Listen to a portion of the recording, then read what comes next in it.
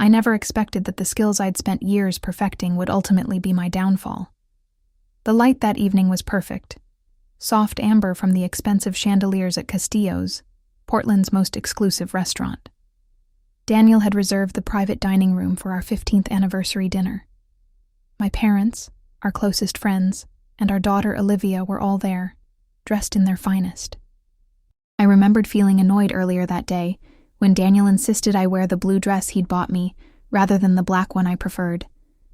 Now I understand he wanted me in blue, so the red of my face would show more clearly when everything fell apart. The waiter had just served the main course, pan-seared salmon with truffle risotto, when Daniel stood up, champagne flute in hand. His face wore that same passive expression I'd grown accustomed to over the past few months. I'd attributed it to stress from his environmental lawsuit against that big tech company. How wrong I was. "I'd like to propose a toast," he said, his voice steady and controlled. Everyone raised their glasses, smiling in anticipation.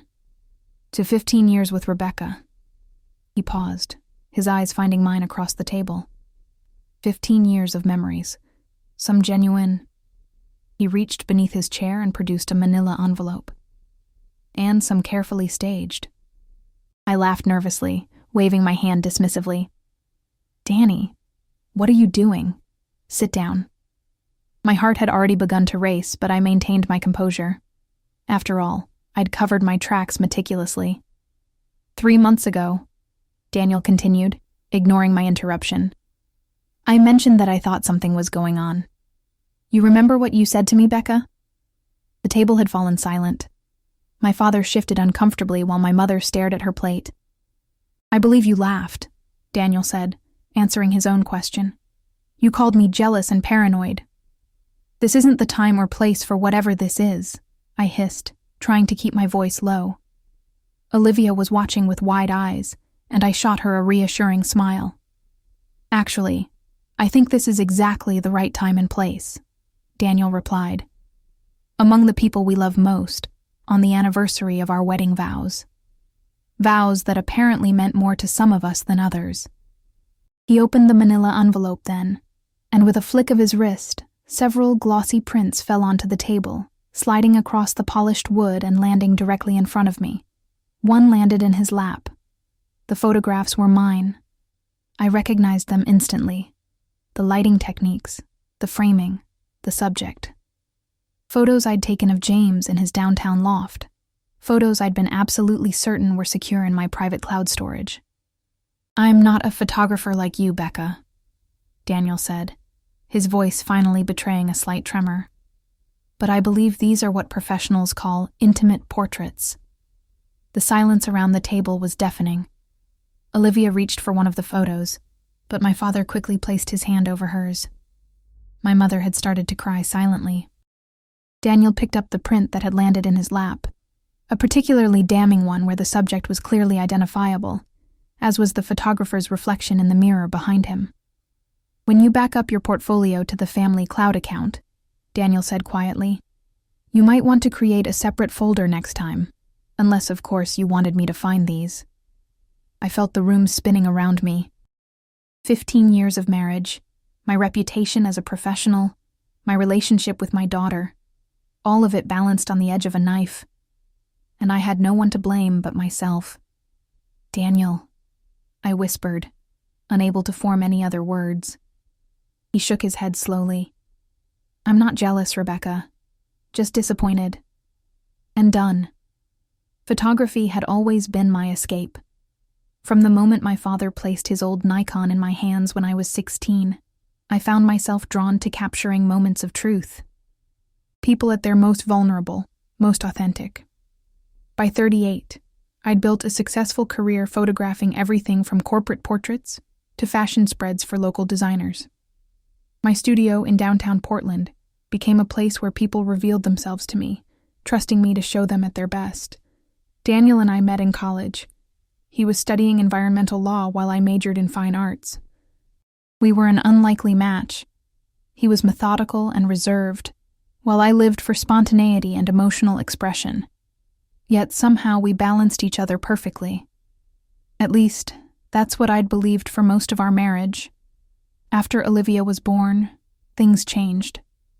My career took off while Daniel worked long hours building his practice.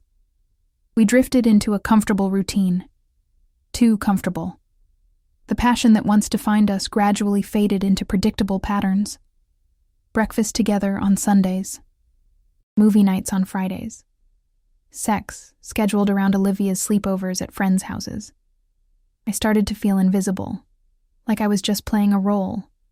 Mother, wife, respectable professional. Behind that mask, I craved something more. The thrill of being desired. The excitement of the forbidden. When James McCormick contacted me for professional headshots for his architecture firm, I didn't plan for anything to happen. He was 32, successful, and looked at my work with genuine admiration. He saw me not as a mother or wife, but as an artist. The way he studied my techniques, asked questions about my process, it awakened something in me I thought had died. The affair began gradually. Coffee to discuss his portfolio. Late evening sessions at my studio when my assistant had gone home. I told Daniel I was working on a special project. He never questioned my hours. He trusted me completely. I've been thinking about upgrading my subscription services, I told my clients one afternoon while editing James's photos, for those who want more personalized attention and exclusive content. I carefully crafted my lies to Daniel the same way I crafted my photographs, with attention to detail and just the right lighting. If you're enjoying this journey into my perfectly imperfect life, you might consider subscribing so you don't miss what happens next. The techniques I use to hide my affair might surprise you. I became expert at compartmentalizing my life. My phone had a password Daniel didn't know. I kept a change of clothes at the studio. I even created a separate calendar that only I could access. The double life was exhausting but exhilarating. Each successful deception was a small victory that made me feel powerful, in control. James became my secret canvas. I photographed him in ways I'd never photographed anyone. Intimate, raw, personal. Those images weren't for clients or my portfolio. They were just for us. My private collection that no one else would ever see. Or so I thought. Daniel had always been supportive of my career. He attended every gallery opening, praised my work to his colleagues, and never complained about the long hours. What I didn't realize was how closely he observed everything around him. It was what made him such a successful environmental lawyer, his ability to notice patterns and inconsistencies that others missed. "You seem different lately," he said one evening in February as we prepared dinner. "Happier." I laughed it off. "I'm just excited about my new projects. You know how I get when I'm inspired."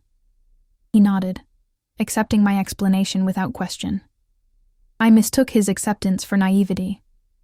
Another error in judgment that would cost me dearly. The lies became easier with practice. The studio renovation that required late nights. The weekend workshop in Seattle that never existed. The special client who needed rush jobs that required my personal attention. Each fabrication built upon the last until I was living inside an elaborate fiction of my own creation. By March, I felt invincible. Daniel and I settled into a new rhythm where he asked fewer questions, and I provided fewer explanations. This silent agreement felt like freedom to me. I didn't recognize it for what it truly was, the calm before the storm. My professional reputation gave me the perfect cover. Photographers often keep irregular hours. We work weekends and evenings when the light is right or when clients are available. No one questioned when I'd leave home at odd hours, or return late, smelling of unfamiliar cologne that I claimed was a new client's aftershave that had transferred during a portrait session. I developed systems to maintain my secret. I kept a journal of my actual activities hidden within files labeled Tax Receipts 2022, something I knew Daniel would never voluntarily explore. I had a separate credit card that came to my studio address. I even established a dedicated email account for communications with James that automatically deleted messages after 24 hours. "You're so organized," my assistant Mia commented one day, watching me methodically arrange my schedule. I wish I had your attention to detail. If only she knew that those same skills were being applied to orchestrating an affair. The precision I brought to my photography, controlling light, shadows, and composition, translated perfectly to controlling the narrative of my marriage. James and I grew bolder. We met at his loft downtown, at hotels on the outskirts of Portland, even once in my studio after hours. Each encounter was a rush of adrenaline, a feeling of being fully alive that I hadn't experienced in years. I convinced myself that what Daniel didn't know wouldn't hurt him, that I deserved this slice of happiness that existed outside the boundaries of my marriage. One particularly close call came in early April, when Daniel dropped by the studio unexpectedly with lunch. James had left just 20 minutes earlier. "Thought you might be hungry," Daniel said, placing a bag from my favorite Vietnamese place on my desk. "You're so thoughtful," I replied, kissing his cheek while surreptitiously tucking a tie James had forgotten beneath a stack of prints. "But you should have called first. I might have been with a client." "I did text," he said, his eyes scanning the studio in a way that I should have recognized as unusual. "You didn't respond." "Oh, my phone's been acting up," I lied smoothly. "I think I need to get a new one." He nodded, eyes lingering on the champagne glasses I'd forgotten to hide. "Celebrating something?" "A big corporate contract," I improvised. "The client was here earlier." "Congratulations," he said with a smile that didn't quite reach his eyes. "You deserve it." I should have seen the signs. The slight change in his demeanor, the way his questions became more specific about my whereabouts, the times I caught him looking at my phone when I received messages. But I was too intoxicated by my secret life to notice the subtle shifts.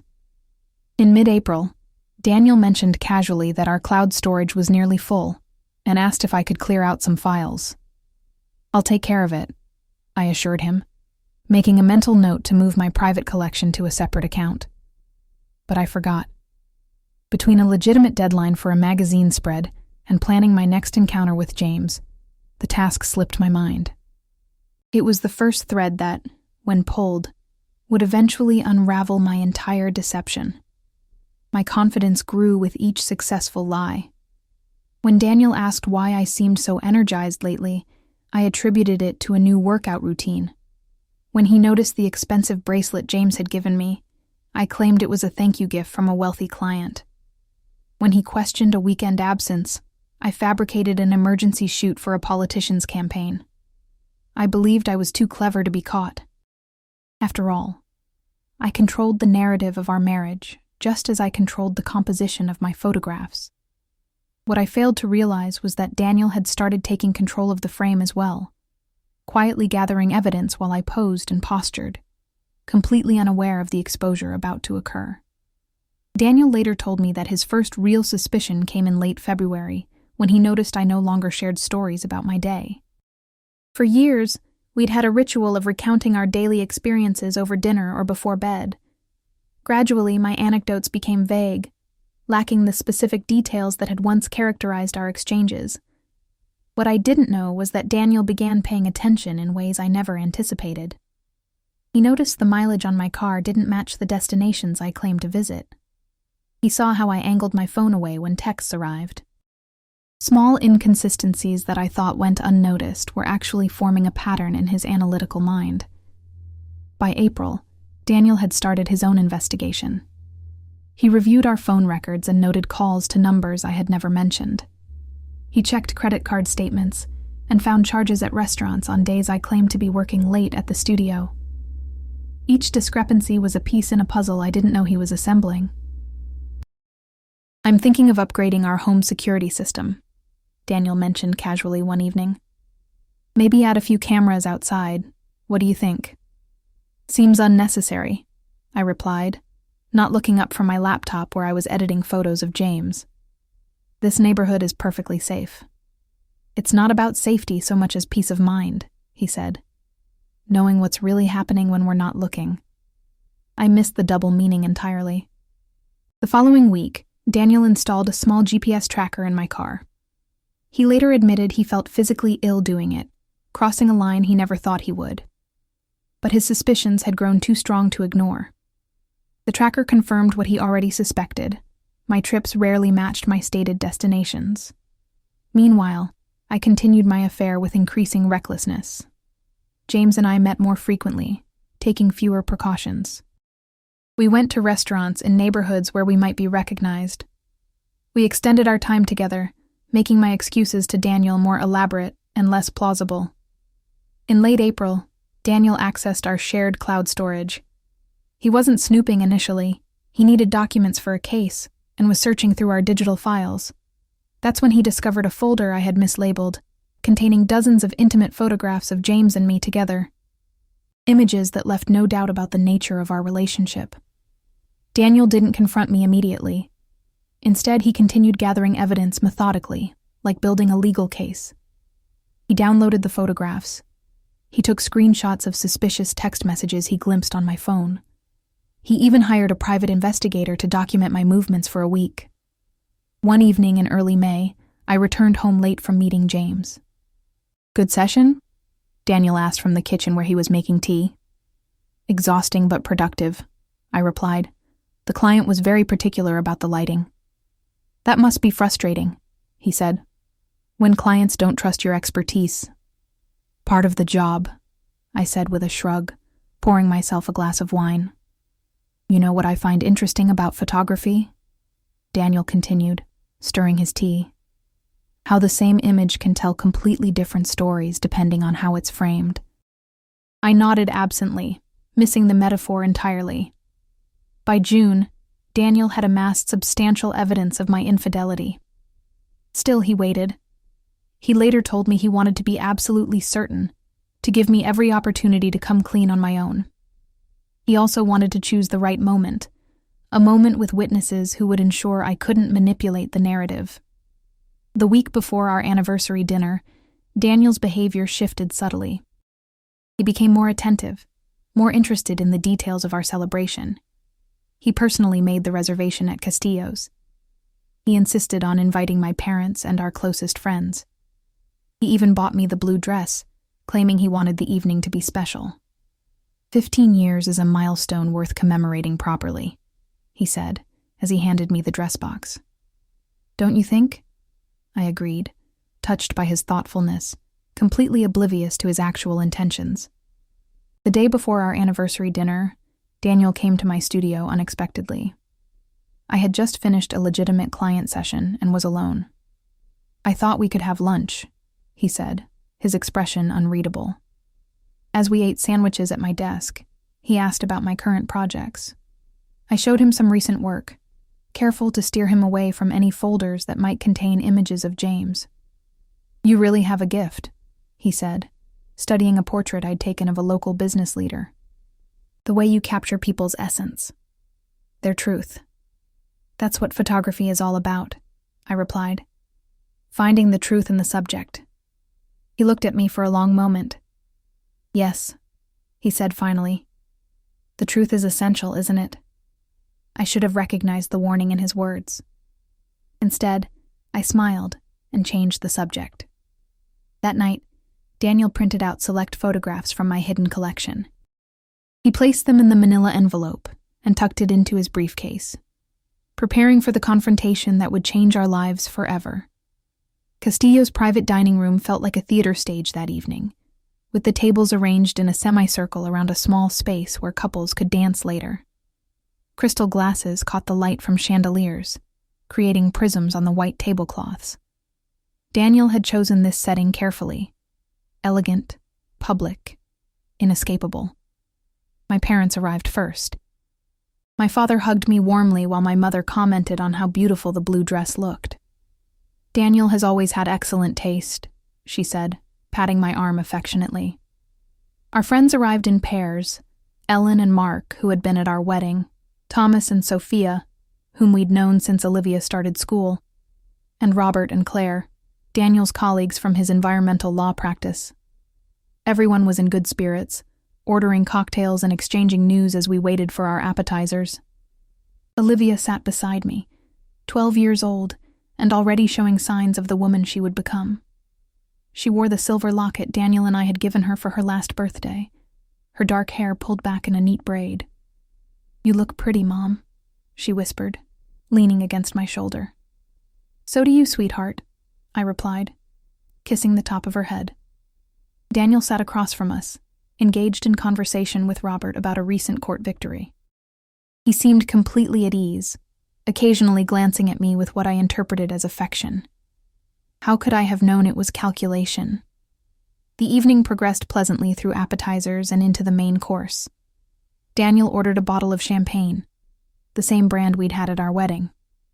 As the waiter served the salmon, Daniel cleared his throat and stood, glass in hand. Everything after that unfolded like a slow-motion nightmare. The manila envelope. The photographs sliding across the table. The horrible silence as everyone realized what they were seeing. I stared at the images in disbelief. There I was with James. In his loft, in hotel rooms, in positions that left nothing to the imagination. Photographs I had taken myself. Evidence of my betrayal spread out for everyone I loved to see. "Mom?" Olivia's voice was small, confused. She reached for one of the less explicit photos, me kissing James in what I thought was the privacy of my studio. My father gently intercepted her hand. "Not now, Olivia," he said quietly, his disappointment palpable. "Daniel, please," I whispered, desperately searching for words. "We can discuss this privately." "Like you discussed your concerns with me?" he asked, his voice controlled but trembling slightly. "Or like you discussed your marriage vows with your lover before breaking them?" Ellen gasped. Mark placed a steadying hand on Daniel's shoulder, which Daniel promptly shrugged off. "I trusted you completely," Daniel continued, his eyes never leaving mine. "Even when the evidence was mounting, I kept making excuses for you. I kept believing there must be some explanation." "There is an explanation," I said, grasping at anything that might salvage the situation. "It's not what it looks like." Several of our friends exchanged glances. Robert looked at his plate, clearly uncomfortable. Sophia covered her mouth with her napkin. "Not what it looks like?" Daniel repeated incredulously. "Rebecca, these are your photographs. You took them. You saved them. You documented your betrayal with the same care you bring to your professional work." My mother began to cry softly. My father put his arm around her shoulders, his face a mask of disappointment. "If you're watching this unfold and feeling the injustice of this public humiliation, please hit like," Daniel said, his voice taking on a strange, performative quality. "But remember, the real injustice here is what Rebecca did to our family, to our daughter, to the vows we made 15 years ago today." The bizarre statement confused me momentarily until I realized he was addressing an imaginary audience, highlighting the performative nature of my deception. It was a masterful touch that underscored how I had turned our marriage into a kind of theater. "Daddy, stop," Olivia pleaded, tears streaming down her face. "Please stop." Daniel's expression softened as he looked at our daughter. "I'm sorry, Liv. You shouldn't have to see this, but sometimes the truth hurts before it heals. Let's take Olivia home," my mother suggested, already gathering her purse. "No," Daniel said firmly. "She stays. She deserves to hear the whole truth from both her parents." I looked around desperately at our friends, seeking an ally, but found only averted gazes and uncomfortable silence. "Would anyone like to see the rest of the evidence?" Daniel asked, reaching into his jacket pocket. "I have screenshots of text messages, location data, hotel receipts." "That's enough, Daniel," Thomas said quietly. "We understand." "Do you?" Daniel asked, his voice breaking slightly. "Because I still don't. I still don't understand how the woman I've loved for 15 years could do this." He turned back to me, waiting for an answer I didn't have. "I made a mistake," I finally said, the words inadequate even as they left my lips. "A mistake is forgetting an anniversary," Daniel replied. "This was a choice, a series of choices. Every time you lied about where you were, every time you created a false alibi, Every time you took one of these photographs." He held up the most damning image, one where James and I were clearly visible in the reflection of a mirror, my camera in hand. "You even posed for this one," he said quietly. "You wanted to be in the frame with him." The truth of his words hit me like a physical blow. I had no defense, no explanation that could justify what I'd done. The carefully constructed narrative I'd created was collapsing around me, exposing the ugliness beneath. "I think we should go," Claire said, standing up. Robert nodded and joined her. "Please stay," Daniel said. "I apologize for ruining the evening, but I needed witnesses. I needed people to see the truth before Rebecca could spin it into something else." I felt the walls closing in. My daughter sobbing, my parents devastated, my friends witnessing my humiliation, and Daniel, methodically dismantling the life we had built together. "You're a talented storyteller, Rebecca," he said, gathering the photographs into a neat pile. "But this story is over." My mind raced, searching for any possible explanation that might mitigate the damage. Years of crafting narratives through my photography had made me adept at framing situations to my advantage. But faced with such incontrovertible evidence, my usual skills failed me. "Daniel," I began, trying to keep my voice steady. "What happened between James and me was physical, not emotional. It meant nothing." "Nothing?" Daniel repeated, his eyebrows raised. "You risked our marriage, our family, your relationship with our daughter for something that meant nothing." I glanced at Olivia, who was staring at the table, shoulders hunched. My parents exchanged pained looks. "That's not what I meant," I backpedaled. "I meant that it wasn't about love. It was about feeling appreciated, seen." "Because I didn't appreciate you?" Daniel asked, his voice dangerously calm. "I didn't see you?" "It's different," I insisted. In our marriage, we fell into patterns, routines. With James, it was exciting, new. As the words left my mouth, I realized how hollow they sounded, how selfish. "So you destroyed our family for excitement," Daniel said flatly. "I hope it was worth it." Desperate, I tried another approach. "You've been so busy with your cases lately, working late, weekends. I was lonely." Daniel laughed without humor. Interesting defense strategy from someone who claimed to be working late and weekends herself. He reached into his jacket pocket and withdrew his phone. "Let's compare calendars, shall we? March 15th. You told me you had an emergency session with the mayor's office. Where were you, actually?" I swallowed hard, knowing what was coming. "According to your location data, which I accessed through our family sharing account that you apparently forgot about, you were at the River Place Hotel from 7 in the evening until 11:30 at night." He swiped his screen.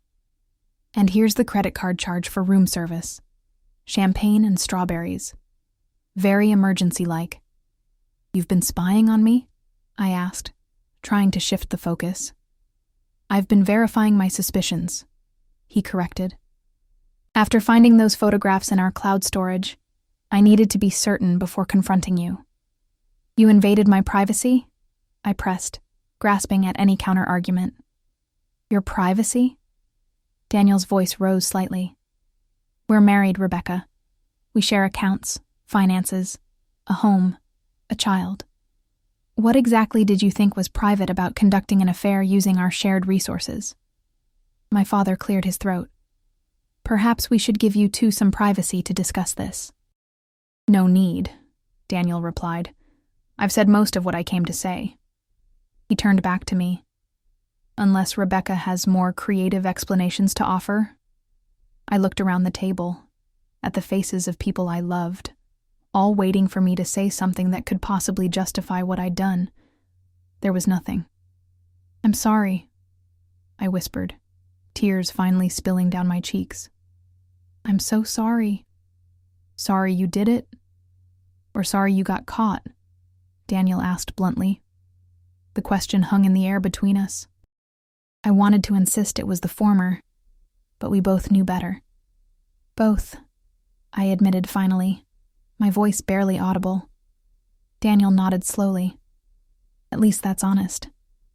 He reached into the manila envelope once more and extracted a final photograph, one I didn't recognize immediately. As he placed it on the table, I realized it was a picture of him and Olivia, taken just a week earlier at her school concert. They were smiling, his arm around her shoulders protectively. "This is what you risked," he said quietly. "This is what you were willing to lose." The sight of them together, happy and unaware of what was about to shatter their world, broke something inside me. The full weight of my actions crashed down all at once. "Daniel, please," I begged, reaching across the table toward him. "We can work through this, for Olivia's sake, if nothing else." "I've already consulted a lawyer," he replied, withdrawing his hand before I could touch it. "You'll be hearing from them tomorrow." "You're not even willing to try?" I asked incredulously. 15 years of marriage, and you're just throwing it away? The irony of my statement wasn't lost on anyone at the table. Ellen actually scoffed audibly. "I'm not the one who threw it away, Rebecca," Daniel said evenly. "I'm just acknowledging what you've already done." He turned to Olivia, whose tears had subsided into silent shock. "Liv, do you want to come home with me tonight, or would you prefer to stay with Grandma and Grandpa?" Our daughter looked between us, confused and hurt. "I don't know," she whispered. "She should come home with us," I insisted, "to our house." "That's no longer our house," Daniel informed me. "I've arranged for you to stay at the Heathman Hotel tonight. Your things will be packed and delivered there tomorrow." "You can't just kick me out," I protested. "Actually, I can," he replied calmly. "The house is in my name, but we can discuss the details through our attorneys." He'd thought of everything, planned it all meticulously, while I believed I was the one in control. "And what am I supposed to tell people?" I asked, gesturing helplessly. "The truth would be refreshing," Daniel suggested. "But I'm sure you'll come up with something more flattering. You usually do." My mother finally spoke up. "Rebecca can stay with us tonight," she offered, though her tone made it clear this was not an endorsement of my behavior. "Thank you, Elizabeth," Daniel said politely. "Olivia?" Our daughter looked at me, then at her father. "I want to go home," she said finally. "With Dad." The words cut deeper than anything else that had happened that evening. My own child choosing him over me. Though how could I blame her? "Very well," Daniel said, standing up. "I apologize to everyone for the disruption to what should have been a celebration. The meal has been paid for, so please stay and enjoy if you wish." He gathered the photographs, returning them to the manila envelope. "These copies are yours to keep, Rebecca," he said, placing the envelope in front of me. "A memento of what they cost you." As he and Olivia prepared to leave, I made one final desperate attempt. "Daniel, we need to talk about this rationally, privately." "We're well past that point," he replied. "You had months to come clean, to talk rationally.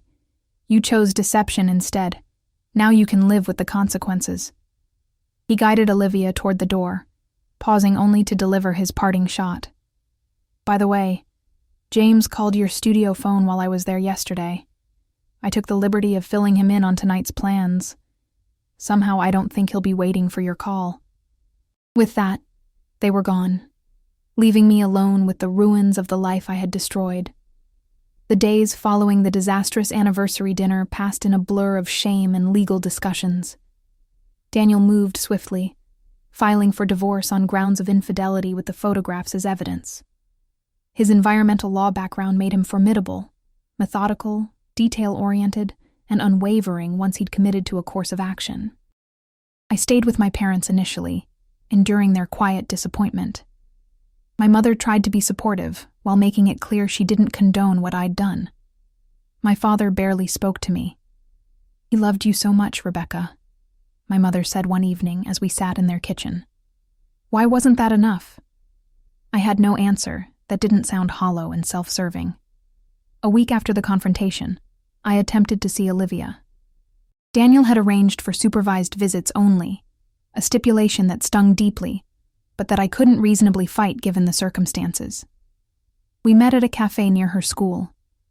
She sat across from me, a stranger in my daughter's body, her eyes holding a wariness that hadn't been there before. "How are you doing, sweetheart?" I asked, trying to sound normal. "Fine," she replied shortly. "Dad and I are managing." The formality in her tone broke my heart. "Liv, I know you're angry." "I'm not angry," she interrupted. "I'm embarrassed. Everyone at school knows. Dad had to talk to my teachers because kids were saying things.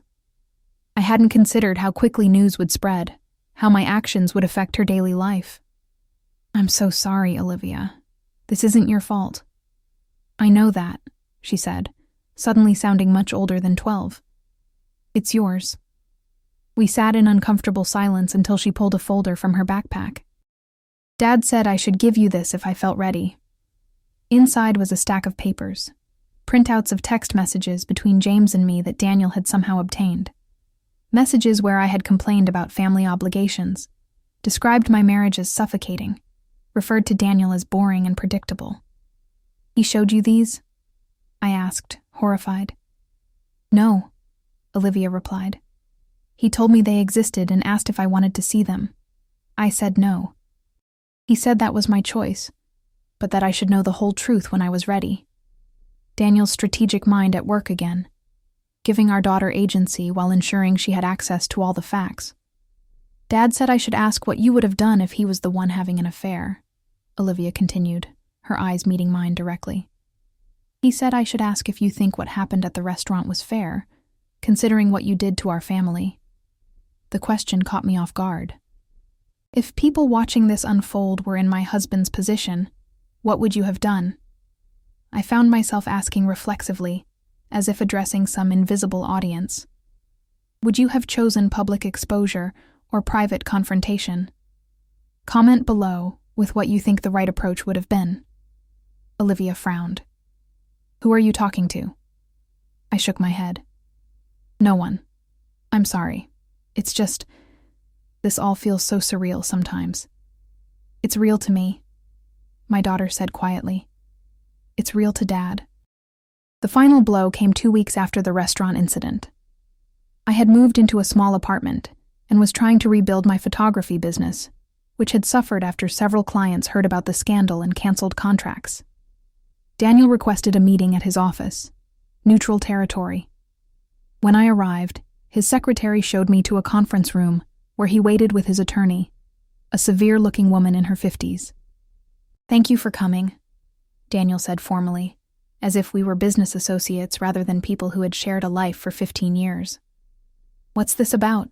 I asked, noting the thick folder on the table between us. "I've been doing some further investigation," he replied. "And I discovered something you should know before we proceed with the divorce settlement." He opened the folder and extracted several documents. "These are screenshots from James McCormick's social media accounts. Private messages, specifically." My stomach dropped. "Daniel? It seems James has a pattern," he continued, ignoring my interruption. "You weren't his first married woman. Not even his first photographer." He slid the papers toward me. There on the page were conversations between James and another woman, dated before our affair began, using the same compliments, the same techniques, even the same locations he had used with me. "There were 3 others before you," Daniel said quietly. "All married professionals. All eventually discovered and divorced." "How did you get these?" I asked, my voice barely audible. "His ex-girlfriend contacted me after hearing about our situation. Apparently, she discovered his pattern after they broke up, and has been warning women ever since. Too late for you, unfortunately." The revelation that I had been just another conquest in James's predatory pattern, not special, not uniquely desired, just another notch on his belt, was devastating in a way I hadn't anticipated. "He hasn't returned your calls, has he?" Daniel asked, though he clearly knew the answer. I shook my head, humiliated anew. "He moved on to his next target 2 weeks before our anniversary," Daniel continued, "a gallery owner in Seattle. Married 15 years, just like us." The calculated precision of it all made me physically ill. I had destroyed my marriage, hurt my child, disappointed my parents, all for someone who had seen me as nothing more than a temporary diversion. "Why are you showing me this?" I asked, fighting back tears. "Because I wanted you to know exactly what you traded our family for," Daniel replied. "Not love, not even genuine desire. Just a practiced routine performed by someone who saw you as interchangeable with any other married woman in a creative field." His attorney slid another document across the table, the proposed divorce settlement. It was fair in financial terms, but gave Daniel primary custody of Olivia, with limited visitation rights for me. "This is the final offer," the attorney said. "Given the evidence Mr. Lawson possesses, contesting it would only result in more public embarrassment for you." I stared at the papers, the culmination of my poor choices laid out in legal language. "You have 3 days to review it with your attorney," Daniel said, standing up. "After that, we proceed to court." As he prepared to leave, I found my voice. "Daniel, I truly am sorry. For all of it." He paused at the door. "I believe you are. But it doesn't change anything."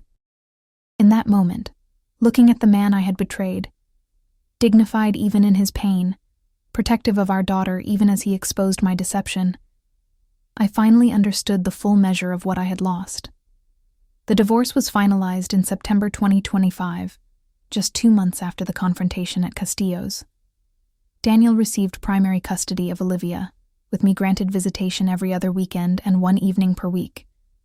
The house went to him, along with most of our joint assets. I kept my studio and equipment, which seemed like a cruel irony given the role my photography had played in exposing the affair. My professional reputation suffered significantly. Several long-term clients quietly found other photographers. The local arts community, where Daniel was respected for his pro bono work with environmental artists, largely sided with him. I found myself rebuilding from scratch, taking whatever commissions came my way. James, as Daniel had revealed, moved on completely. He blocked my number and social media accounts. When I finally drove to his loft in a moment of desperation, I discovered he had already relocated to Seattle with his new interest. The doorman informed me that Mr. McCormick had left explicit instructions not to allow me into the building under any circumstances. Olivia remained distant. Our supervised visits gradually became less awkward, but the easy intimacy we once shared was gone. She answered my questions politely, but volunteered little about her life with Daniel. When I asked if she might want to stay overnight at my apartment someday, she looked away and said, "Maybe later. I'm not ready yet." My parents eventually softened toward me, though something fundamental had changed in our relationship. My father, who had been so proud of my photography career, no longer displayed my work in their home. My mother tried to mediate between Olivia and me, but even she admitted that it would take time, perhaps years, to rebuild that trust. 6 months after the divorce, I ran into Daniel at Olivia's winter chorus concert. We sat 3 seats apart, my mother between us as a buffer. Olivia sang beautifully, and when she spotted us in the audience, her smile was directed primarily at her father. After the performance, the 3 of us stood awkwardly in the school lobby. "You were wonderful, sweetheart," I told Olivia, handing her the small bouquet I'd brought. "Thanks, Mom," she replied, accepting the flowers with a brief smile before turning to Daniel. "Can Maddie still come over tonight?" "Of course," he said. "Her mom is bringing her at 7. I realized with a pang that I hadn't known Olivia had plans for a sleepover. These details of her life were now managed without my input.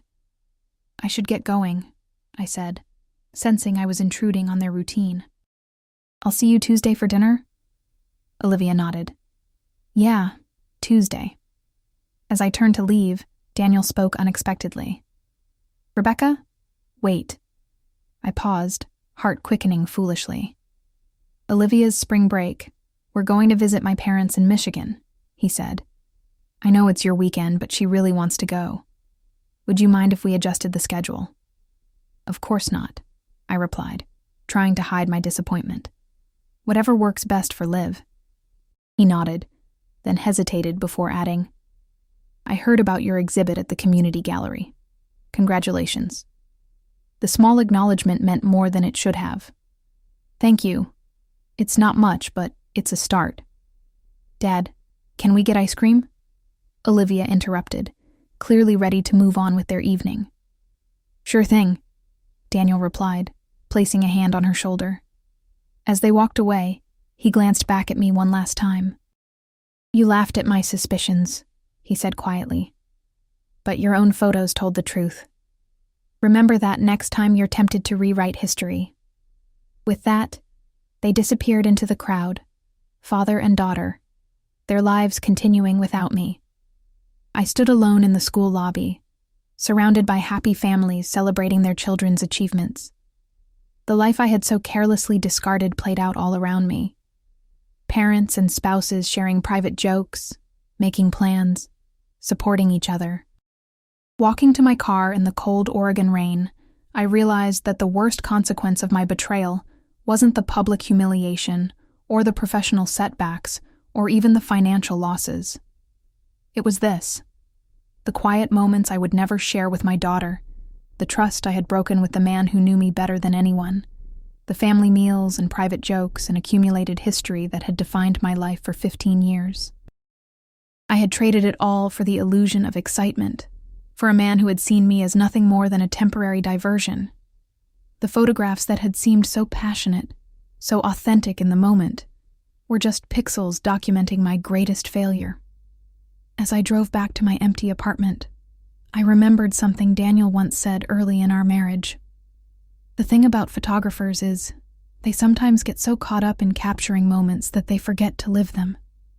He had been right about so many things, including, in the end, my inability to see the truth that had been in front of me all along, that what I already had was worth infinitely more than what I had thrown it away to pursue.